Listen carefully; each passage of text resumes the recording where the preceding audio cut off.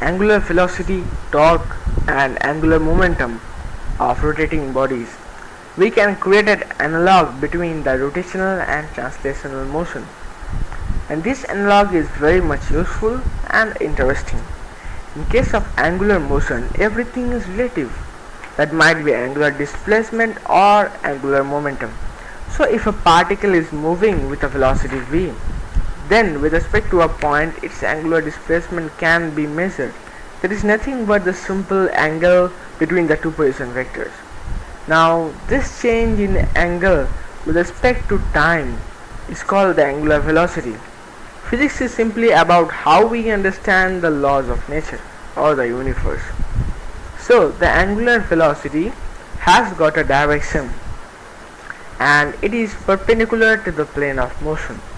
We get the direction by the corkscrew rule. Now the direction of or for anticlockwise rotation is out of the plane, and for clockwise rotation it is into the plane.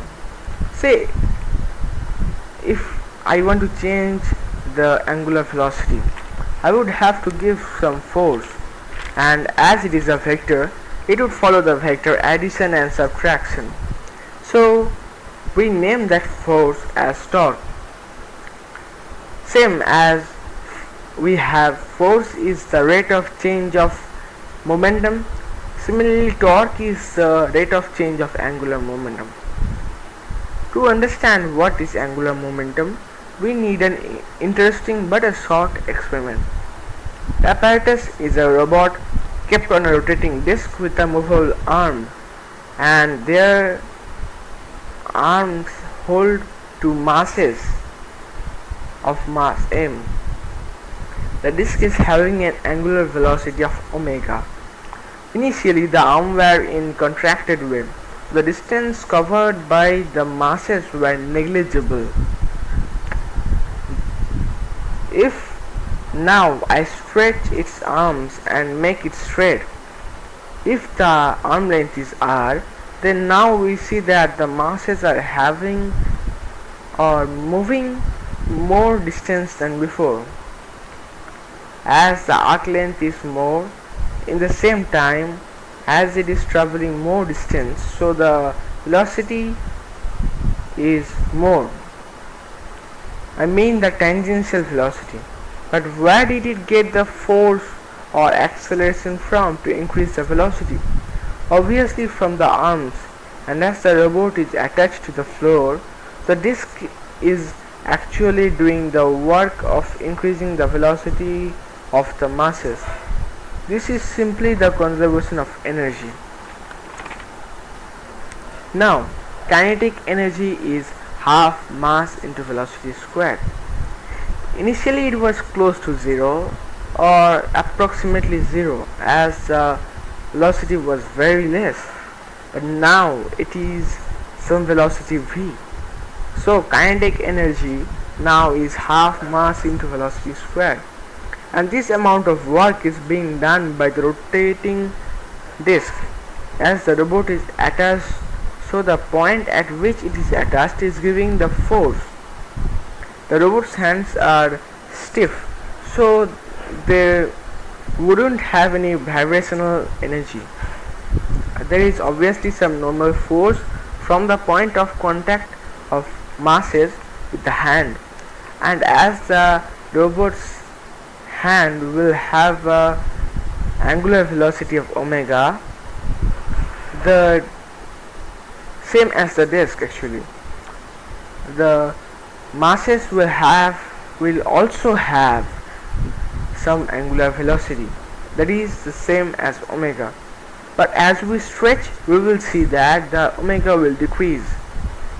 This is because the disc is doing some work, and the work is being done in return or at the expense of the angular velocity. So the angular velocity will obviously decrease. So kinetic energy now is half mass into velocity squared. We can say this velocity v is equal to omega dash into r. Now if we place the velocity v into the kinetic energy, we get kinetic energy is equal to half mass into r squared into omega dash squared. Here we can create an analog between mass and the mr squared. We call this the I, or the moment of inertia. Here the change in kinetic energy is the half I into omega squared, and that is the work done by the disk.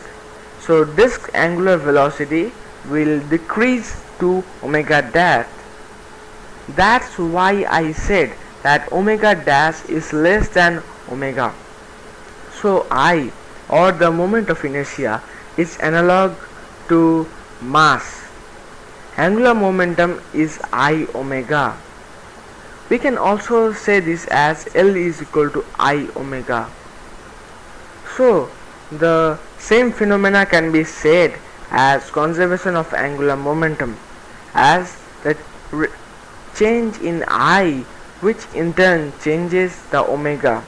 The change in I is because of the change in R actually. We can say the torque is given by the disk. So the torque is equal to rate of change of angular momentum, which is analogous to the force, which is the rate of change of momentum. So torque is equal to I into alpha, where alpha is angular acceleration. That torque has got some direction as it is a vector. We can see this too with an interesting experiment. We take a wheel and suspend it at one of its edges with the help of a string. It would obviously face downward as soon as it is left. But if we rotate it first and then suspend it, by rotating I here mean rotating it along its own axis. So then it won't face downward but move circularly with the string as its axis. As angular momentum is a vector, so it cannot change without a torque in any direction, and it can only change in the direction of the torque. Here torque is actually being perpendicular to angular momentum, and it is being given by the gravity. The gravity is giving a clockwise torque that is always perpendicular to it, and as it is always perpendicular, so it will obviously move circularly with the rope as its axis. That's why the vectorial presentation of torque and angular momentum is true.